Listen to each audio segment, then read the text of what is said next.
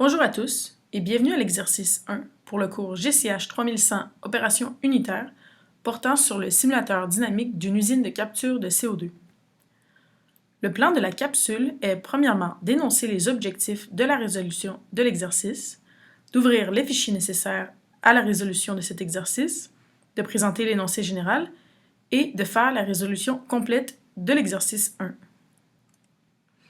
Les objectifs de la résolution sont de trouver des paramètres de contrôleur qui permettent un contrôle efficace du niveau et de représenter la réponse temporelle du système avec les paramètres trouvés. Les fichiers qui sont nécessaires sont, premièrement, le fichier Excel qui s'intitule Interface GCH 3100C Q1 et le fichier I6 du même nom aussi. Il est bien important de mettre les deux fichiers dans le même dossier afin de faire fonctionner la simulation. Si c'est votre première utilisation, je vous conseille de consulter la capsule Ouverture de l'interface et démarrage de la simulation. Donc, en tant que nouveau stagiaire dans une usine de capture de CO2, votre patron vous demande un coup de main pour le réglage d'une boucle de contrôle. La boucle de contrôle LIC 103 permet de contrôler le niveau dans un réservoir de solvant R02. Donc, on va se retrouver dans l'unité du réservoir de solvant pauvre. Suite à de récentes modifications sur le réservoir, il est maintenant nécessaire de reconfigurer le contrôleur PI déjà en place. Ce contrôleur se trouve au niveau du niveau dans le ballon R02. Vos collègues vous suggèrent d'utiliser des méthodes d'ajustement empirique afin de trouver des paramètres de contrôleur qui vont permettre un contrôle efficace du niveau.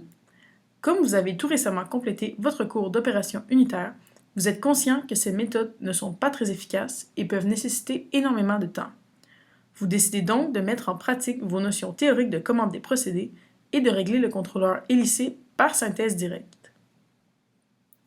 Les seules exigences de votre patron sont que, suite à un échelon de débit entrant à 1220 tonnes par heure, le système doit atteindre un régime permanent en moins de 2000 secondes et que le système ne doit pas dépasser un niveau de 48,5% dans le réservoir.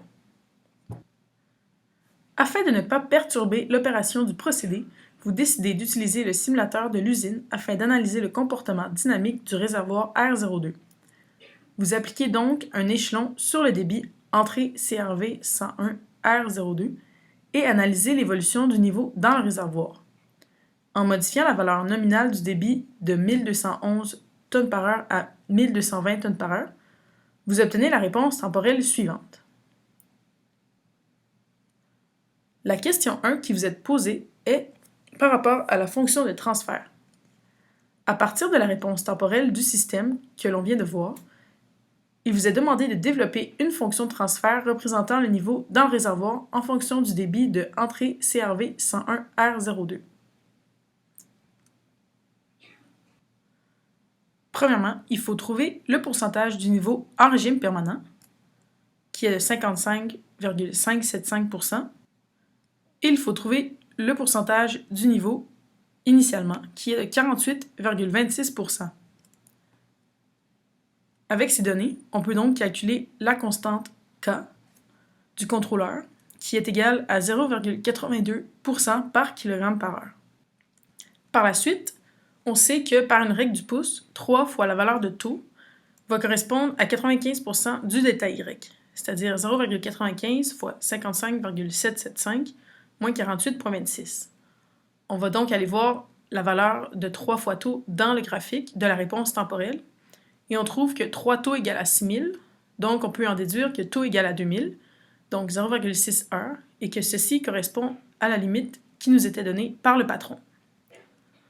On va donc pouvoir énoncer la fonction de transfert comme suit, avec 0,82 étant la constante K et 0,6 la constante taux en heures. On passe donc maintenant à la question 2, et on veut savoir, à partir des équations de base de la méthodologie de synthèse directe, comment décrire les valeurs algébriques des paramètres Kc et τi du contrôleur PI en fonction de τc. Donc, on sait que notre fonction de transfert du système, on vient de la calculer, c'est égal à ceci. Par la suite, on sait que, par définition, GC est égal à KC fois 1 plus 1 sur taux IS. Mais ça aussi, on peut le remplacer par 1 sur G, qui est notre fonction de transfert du système, fois la fonction de transfert de notre boucle fermée désirée, ici représentée par G BF des, sur 1 moins la fonction de transfert désirée. Par la suite, on va pouvoir arriver avec cette équation, puisqu'on va donner la forme suivante, c'est-à-dire 1 sur taux S plus 1, à la fonction de transfert en boucle fermée désirée. On va donc arriver à une fonction de transfert de contrôle, GC, égale à 1 sur C fois 1 sur taux C fois S. En réarrangeant le tout, on va pouvoir trouver l'équation finale et on va pouvoir associer les valeurs en la comparant au GC. Donc, taux sur K taux C, ça va être en fait égal à 0,6 puisque le taux, on connaît la valeur, et le K, on connaît la valeur aussi qui est 0,82 et taux C. Donc, on peut représenter le KC en fonction de taux C. Par correspondance, on peut voir que notre taux I est égal au taux initial qui est égal à 0,6 heures. Par la suite, avec ces équations, il est possible de calculer les paramètres du contrôleur pour 3 valeurs différentes de taux C, c'est-à-dire 0,1, 0,01 et 0,001. On remplace les valeurs de taux C dans l'équation qu'on avait auparavant et on peut trouver les valeurs de KC, que l'on peut voir ici de 7,3, 73,2 et 731,7, avec les valeurs de taux I qui sont toujours constantes et égales à 0,6 heures. Passons maintenant à la question 3, qui consiste à la simulation des paramètres du contrôleur. La question qui vous est demandée est, dans l'aide du simulateur, tester les différents paramètres du contrôleur calculés précédemment. Pour chaque valeur de taux C, présenter graphiquement la réponse temporelle du niveau suite à un échelon de débit de entrée CRV 101R02 à 1220 tonnes par heure. Pour ce faire, on va se rendre dans le fichier Excel qui correspond au problème. Le fichier Excel s'intitule Interface GCH 3000C Q1. Il faut premièrement activer notre simulation. Pour ce faire, on va cliquer sur l'onglet Active. Il va falloir attendre quelques instants afin que la simulation soit activée. Par la suite, on va se rendre dans l'onglet Historien et l'on va activer l'enregistrement des données de procédé. Nous allons donc retourner au procédé général. On va par la suite se rendre dans l'unité qui nous intéresse, qui est en fait l'unité du ballon pauvre. On va par la suite aller changer les paramètres du contrôleur dans l'onglet du LIC 103. On peut aller dans l'onglet Options contrôleur et l'on peut ajuster les valeurs de KC, TI et TD. Comme c'est un contrôleur de type PI, nous avons seulement les valeurs de KC et de TI.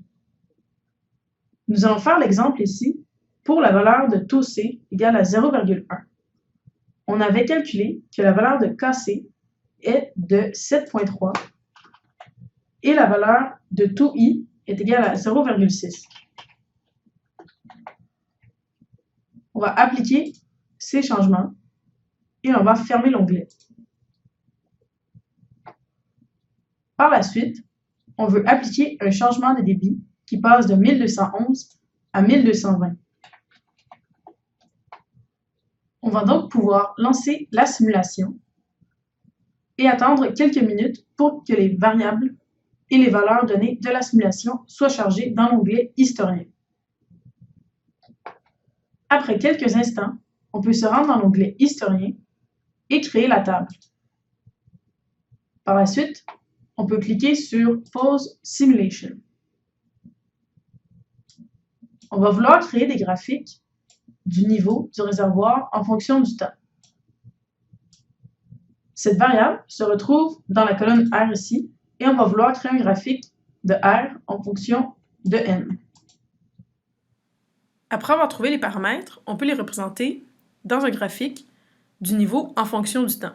on a ici le graphique pour le taux C égale à 0,1, pour le taux C égale à 0,01 et pour le taux C égale à 0,001.